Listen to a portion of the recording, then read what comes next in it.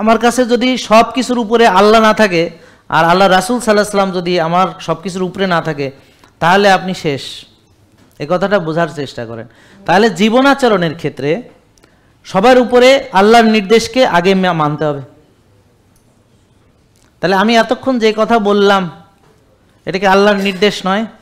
আচ্ছা বলেন, এই যে এখানে ইমাম সাহেবরা আছেন মনে হয়, বলেন তো শক্তিশালী ইমান আল্লাহর কাছে মুমিন বেশি প্রিয় নাকি দুর্বল মুমিন? শক্তিশালী। তাহলে আমাদের কি বাবারা উচিত না শক্তি চর্চা করা? আচ্ছা আপনি যেহেতু সৈনিকের কি উচিত না যে শরীরের সামর্থ্য ঠিক রেখে যুদ্ধে যাওয়ার মতো প্রস্তুতি রাখা? সৈনিকরা সবসময় যুদ্ধের জন্য প্রস্তুত থাকবে নাকি সৈনিকরা এরকম বড় বড় ভুড়িয়ালা হবে?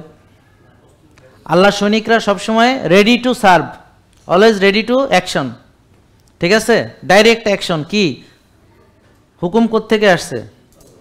আপনার অ্যাকশন হবে। এখন আপনার মাজা নড়ে না, গিরা নড়ে না, আপনি নড়েন না, আপনি নিজে কায়েম দিয়ে চলেন, মানে আর আপনি নাকি দিন কায়েম করবে।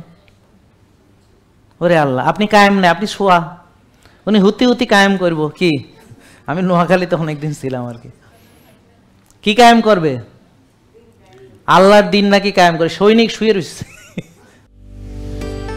জেকে লাইফস্টাইল, ওষুধ মুক্ত সুস্থ জীবন।